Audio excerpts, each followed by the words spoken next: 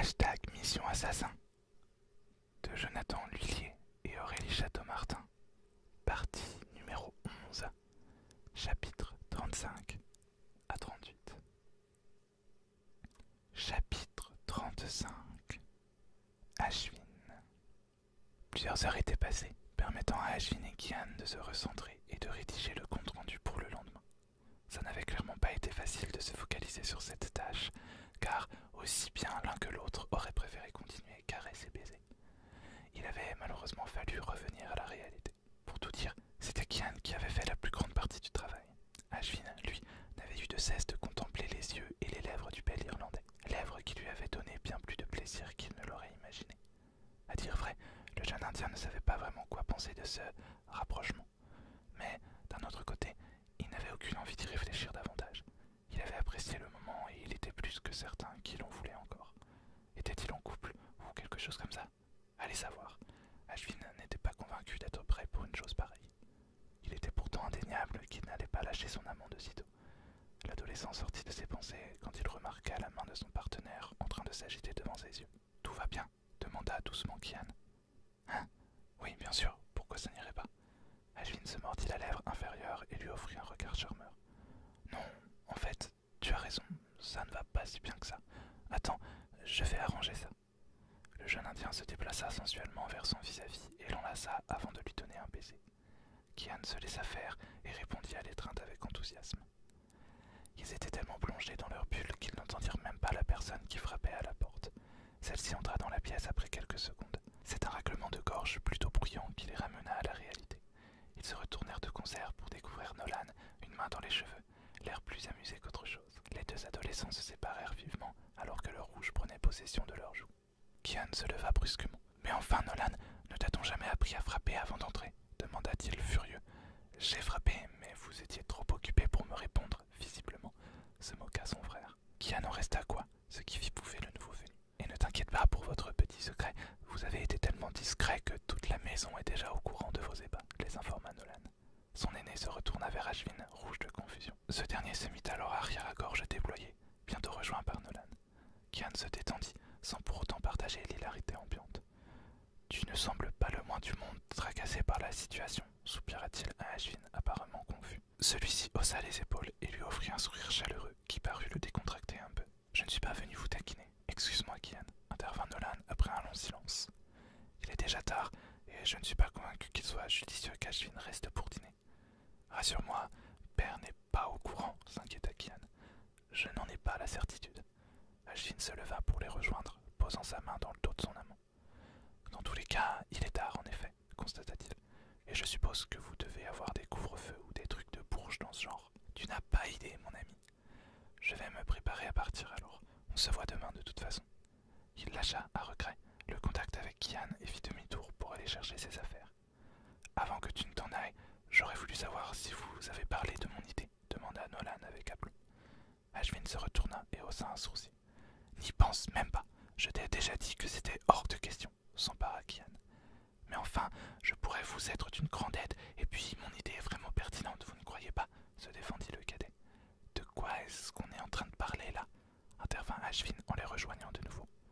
Kian leva les yeux au ciel avant d'autoriser son petit frère à s'expliquer, dépité, mais sachant sûrement que c'était inévitable. « Eh bien, pour commencer, j'ai demandé à Kian de me laisser vous prêter main forte dans votre mission actuelle, » attaqua l'adolescent. « Je n'ai que peu d'informations pour le moment, mais je vous ai déjà aidé à fouiller les appartements de vous savez qui. Je pense avoir prouvé mon utilité. Ensuite, une fois cette palpitante aventure terminée, nous pourrions monter notre propre ligue de super-héros. J'ai tout ce qu'il faut et... Attends un peu, le coupa Ashwin avant de se placer devant Kian. Tu as impliqué ton petit frère là-dedans et tu l'as emmené avec toi hier soir. C'est une blague, j'espère. Kian allait se défendre quand son cadet se mit entre eux, les mains devant lui. Désolé, Ash, je ne lui ai pas vraiment laissé le choix, expliqua-t-il. Ne lui en veux pas à cause de moi. Le jeune Indien saisit Nolan par les épaules et le regarda d'un air grave, ce qui surprit les deux O'Connor. Écoute-moi attentivement. J'ai horreur de faire le rôle du gars responsable et moralisateur, mais tu ne dois pas te mêler de cette histoire, Nolan. Jamais. Ça te dépasse et c'est très loin d'être un jeu. Je suppose que tu dois être aussi têtu que ton grand frère, mais fais-moi plaisir. On est déjà assez dans le pétrin et je ne veux pas qu'une autre personne risque sa vie dans cette histoire. Est-ce que c'est bien compris ? L'adolescent ne sut manifestement pas quoi répondre et se contenta de hocher la tête en silence. Bien, maintenant tu vas retourner dans tes appartements et faire comme si tu n'étais au courant de rien. Nolan ne broncha pas et s'exécuta sans poser plus de questions. Je suis entré dans une dimension parallèle, c'est ça, s'étonna Kian. Mon cadet vient d'obéir sans discuter. C'est un exploit, mon amour. Mon amour, répéta Ashwin, visiblement perturbé par cette appellation. Tu n'aimes pas? Dois-je trouver un autre surnom ou... Non, non, pas de surnom tout court, Kian. T'es vraiment pas possible, tu sais. L'intéressé haussa les épaules et parut plus que surpris quand Ashwin se tendit vers lui pour lui offrir un baiser tendre et passionné.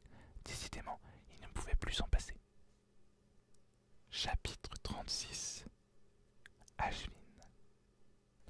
Ashwin n'avait presque pas dormi de la nuit, déchiré entre le stress du compte-rendu pour le lendemain, les remords, l'angoisse concernant le complot et ses pensées peu catholiques à l'égard de Kian. Ses lèvres, ses yeux, son corps et tout le reste. En plus de ça, ils avaient discuté un peu par SMS. En effet, le jeune Indien était inquiet que sa visite au manoir ait créé des tensions dans la famille O'Connor et qu'Eowyn ait réprimandé son aîné.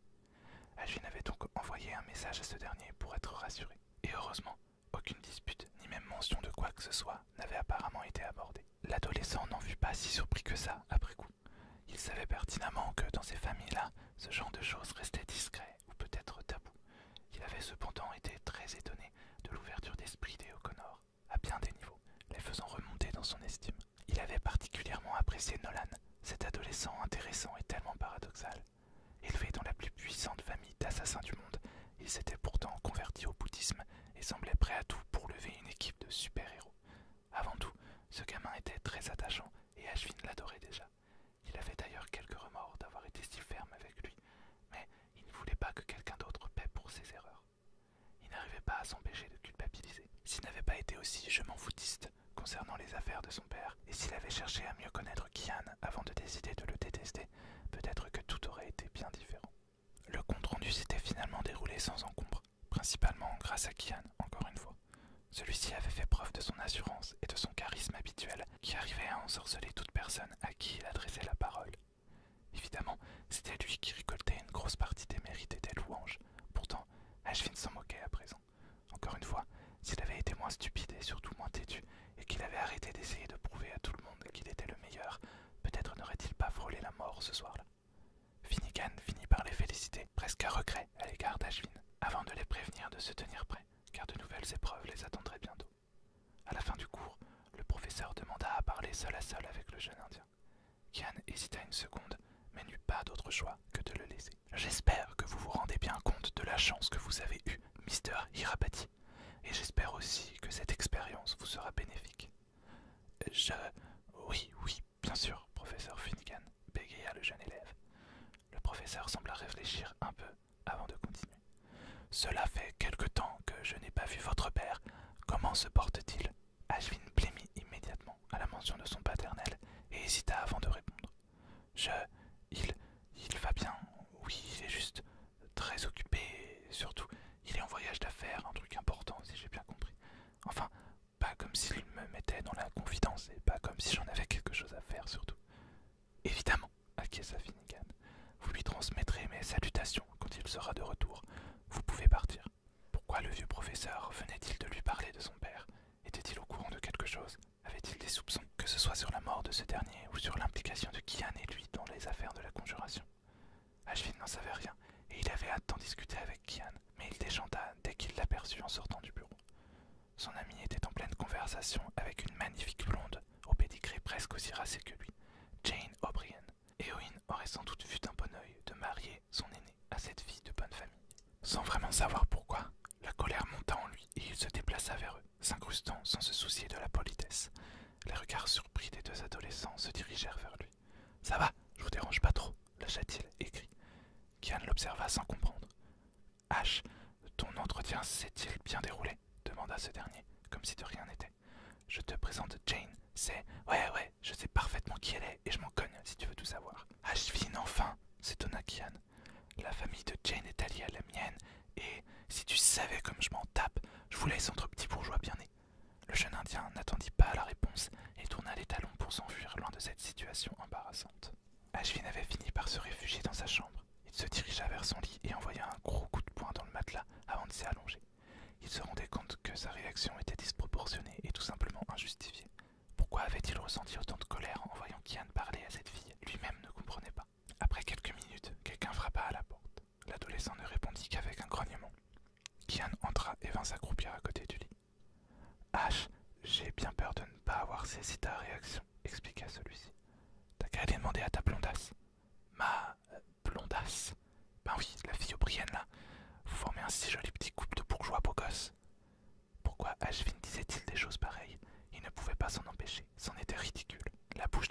dessina un O complet qui accompagna le silence ambiant pendant de longues secondes.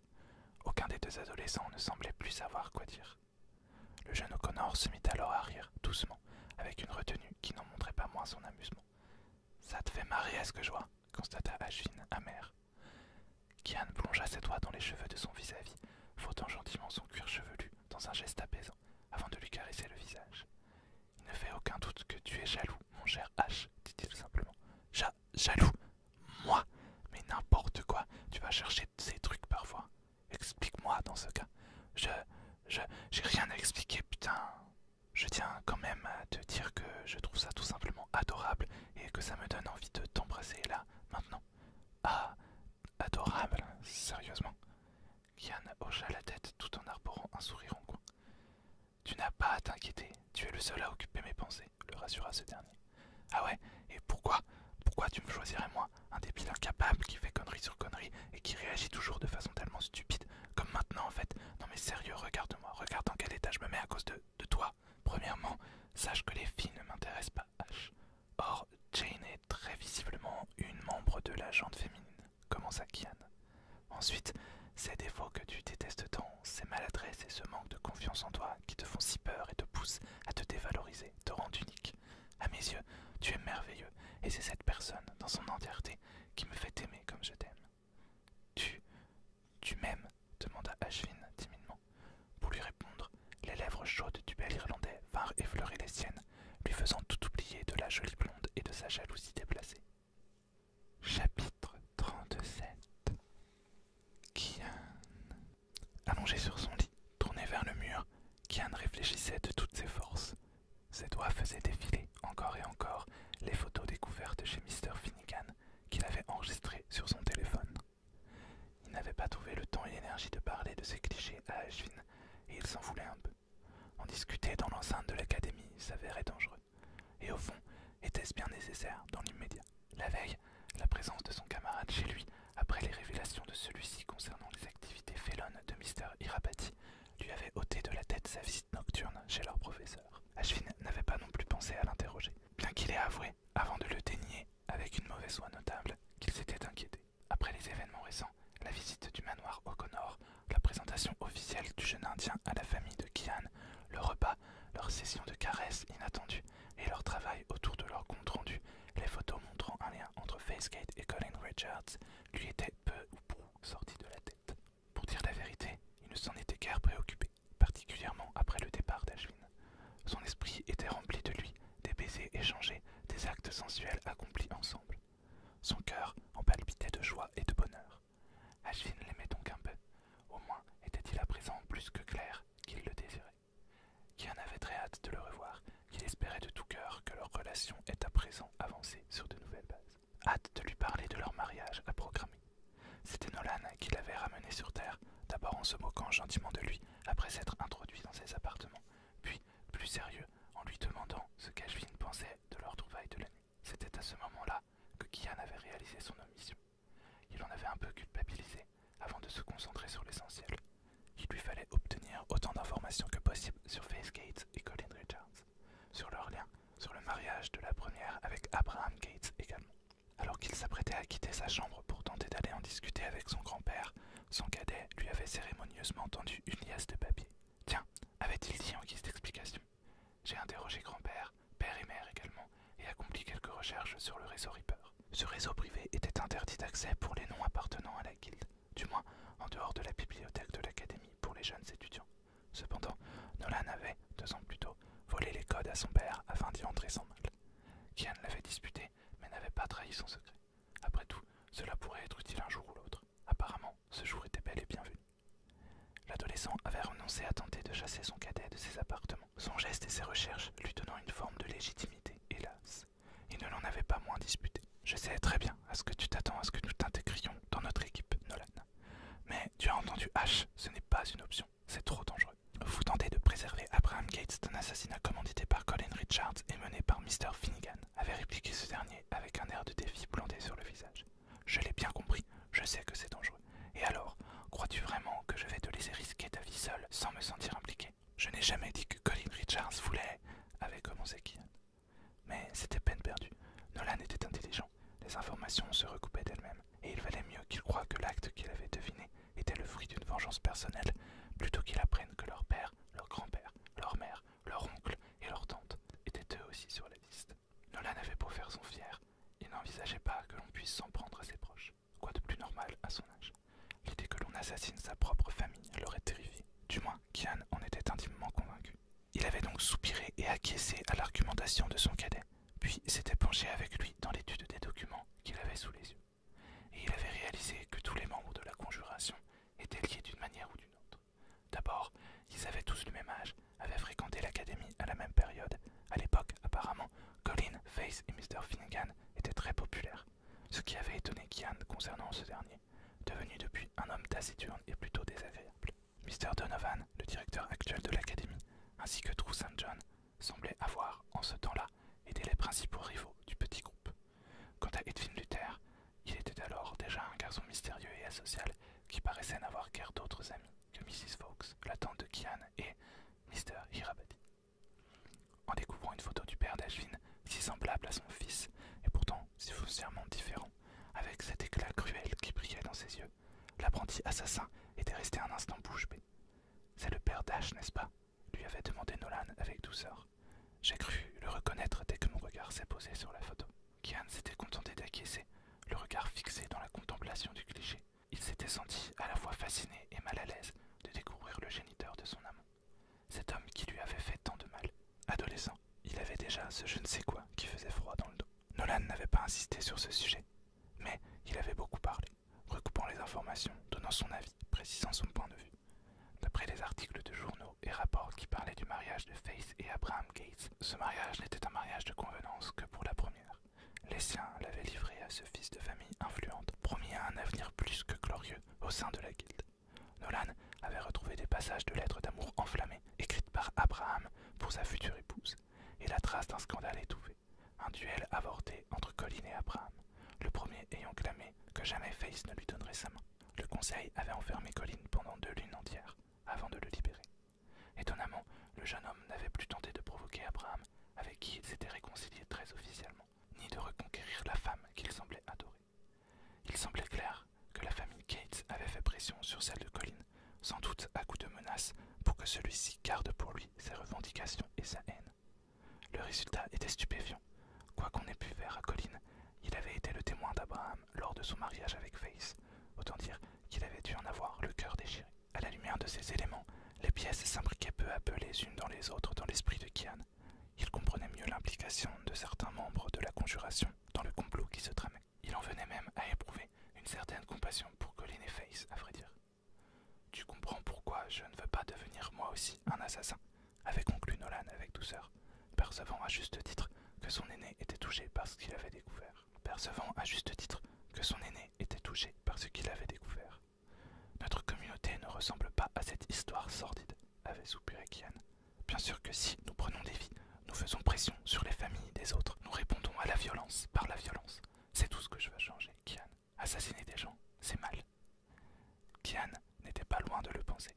Il avait beau avoir été conditionné par son éducation, il n'aimait pas l'idée de tuer n'importe qui, n'importe comment, pour n'importe quelle raison. La guilde avait des lois qui lui étaient propres et ne s'ouvraient aucun écart.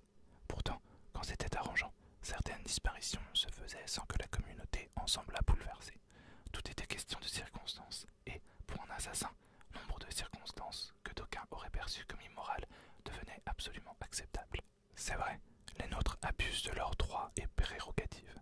Parfois, avait-il finalement soupiré. Mais Nolan, nous ne sommes pas tous comme ça. Tu as déjà tué un être humain, Kian. Celui-ci avait sombrement acquiescé. Oui, il y a quelques jours, avait-il admis. C'est une mission pour l'école, mais surtout, l'homme s'en était pris à Ashvin. Nolan avait pris un air pensif. Forcément, j'imagine que si on touche un seul cheveu de ton amoureux, ton monde s'écroule dans ta tête et tu ne peux pas envisager de laisser ta proie en vie, avait-il ironisé. Mais enfin, ce n'est pas ce qu'on nous demande. Tu ne crois pas qu'il serait temps de penser par toi-même, Kian? Est-ce que tu as vraiment envie de devenir ce genre d'homme? Kian avait redressé le menton, défié son frère du regard. Si par ce genre d'homme, tu parles de quelqu'un comme grand-père, alors oui, Nolan, c'est ce que je souhaite. Le cadet avait souri d'un air vaguement amusé, un peu attendri aussi. Grand-père n'a jamais tué personne qui ne mérite pas d'être effacé de la terre, Kian. sache-le. Je le sais, et c'est bien ce que je souhaite accomplir à mon tour. Jamais je ne tuerai un innocent. Et ce caniche que tu as éliminé pour tes travaux pratiques, de quoi était-il coupable? Kian avait baissé les yeux, incapable de répliquer, parce qu'au fond, son frère avait complètement raison. Parce qu'on le lui avait demandé, il avait finalement accompli des actes impardonnables. Il avait trop bien appris l'obéissance, et il en paierait désormais le prix de la culpabilité. En repensant à cette conversation datant de la veille, alors qu'il venait d'avouer à Ashvin ses sentiments pour lui de la manière la plus claire qui soit, Kian réalisa que ce qu'il désirait était construire un monde meilleur, un monde dans lequel il pourrait être heureux aux côtés de ce jeune homme qu'il aimait tant, un monde dans lequel il n'aurait plus à craindre pour la vie de ses proches. Alors, il prit son courage à deux mains et se releva pour rejoindre son amant dans sa chambre. Il l'y trouva seul, Dieu soit loué. Ashvin l'invita à pénétrer dans son univers et il obéit, refermant délicatement la porte à double tour derrière lui. Puis, il s'avança à droit vers le jeune Indien qui le contemplait sans ciller. L'air fasciné par lui, saisit ses mains dans les siennes, le regarda droit dans les yeux. « Ash, il faut qu'on parle sérieusement, » lui dit-il avec douceur, ses doigts retraçant délicatement les lignes des siens avec tendresse. Il avait envie de tout lui dire, de lui parler de ce mariage avorté, de ces deux êtres qui s'étaient si sincèrement aimés, de lui répéter encore et encore à quel point il tenait à lui, de lui faire part de ses craintes et de ses espoirs. Chapitre 38. Ashvin. Sa discussion avec Kian datait déjà de plusieurs jours. Pourtant, Ashvin ne cessait d'y repenser. Même en ce jeudi soir, alors qu'il retournait une nouvelle fois à son loft en cachette pour vérifier si le code avait été craqué. Il l'espérait fortement, sinon lui et son partenaire allaient devoir partir en filature. Avoir le lieu exact de la rencontre de la conjuration aurait été tellement plus simple. Kian lui avait confié qu'il ne voulait pas devenir un pion, assassinant sur commande et ne possédant aucune valeur. Pour Ash, cela paraissait complètement impossible. Jamais un garçon aussi intègre que le jeune O'Connor ne pourrait se transformer en meurtrier sans scrupules. Bien sûr, il avait déjà tué, sous ses yeux qui plus est, mais sa victime était loin d'être un saint. Lui aussi avait donné la mort d'ailleurs. Un parricide, certes, cependant, son père n'était pas un enfant de cœur. Sincèrement, Ashvin n'avait aucun regret, encore moins après avoir appris ce dans quoi il avait trompé. Néanmoins, l'adolescent n'avait jamais eu envie d'entrer à Jack the Ripper. C'était plutôt tout l'inverse. Il avait tout tenté afin de ne pas intégrer l'académie. Puis pour s'en faire renvoyer, son manque d'implication et de confiance en lui-même l'avait aidé à se ridiculiser à coups de maladresse répétée et involontaire. Seulement, rien n'avait fonctionné. La fortune de son père avait certainement beaucoup joué, et à bien y penser, il était possible que Mr. Donovan ait voulu, en l'enfermant ici, le garder à l'œil, lui dont le père avait été de mèche avec la conjuration. Les confidences de Kian lui avaient rappelé tout ça. Lui non plus ne voulait pas se changer en assassin sans cœur. Lui aussi rêvait d'un monde meilleur, et peut-être qu'à tous les deux, ils pouvaient y arriver. Forger un monde juste et sans meurtre d'innocents, sans conjuration, sans complot, sans... Le chemin allait être vraiment très long, bien que son amant l'ait également convaincu d'accepter l'aide de Nolan. Ashvin n'était pas pour à 100%. Le petit frère de Kian était encore jeune, quoique formé à l'académie, et il ne voulait pas qu'il lui arrive quoi que ce soit par sa faute. Pourtant, il fallait l'avouer, l'aîné des O'Connor avait réussi à mettre en valeur les qualités et compétences de son cadet. Et puis, si lui était d'accord pour impliquer un membre de sa propre famille, comment Ashvin pouvait-il s'y opposer? Pour achever de le décider, son partenaire dans le crime lui avait parlé du mariage arrangé entre Faith et Abraham Gates, alors que Colin Richards et Faith semblaient éperdument amoureux. Le jeune Indien n'arrivait pas à accepter ce genre de manigance. Il ne s'estimait pas comme foncièrement romantique, il ne l'admettrait pas en tout cas, mais il considérait l'amour comme sacré. On ne jouait pas avec ce sentiment si puissant. Quand Kian lui avait avoué ce qu'il ressentait, son monde intérieur s'était écroulé. Jamais on lui avait dit ces mots. « Je t'aime ». Se moquait-il de lui ou était-il sincère? Pour une fois, Ashvin voulait y croire. L'adolescent ne savait pas ce qu'il éprouvait vraiment. Il était néanmoins certain qu'il s'agissait de quelque chose de fort, et il n'aurait jamais accepté qu'on lui enlève ça contre son gré. L'amour n'était pas une affaire de famille, d'argent ou d'arrangement. L'amour, c'était l'amour, un sentiment si pur, si simple, et pourtant si douloureux et compliqué à la fois. En plus de tout ça, Kian lui avait parfaitement fait comprendre que ce qu'il ressentait n'était pas éphémère ou un banal passe-temps d'adolescent shooté aux hormones. Il l'aimait sincèrement, et ce, bien avant les derniers événements. Cette déclaration avait ouvert quelque chose au plus profond d'Ashvin. Il voulait, lui aussi, un monde meilleur, et il était maintenant prêt à se battre pour l'obtenir.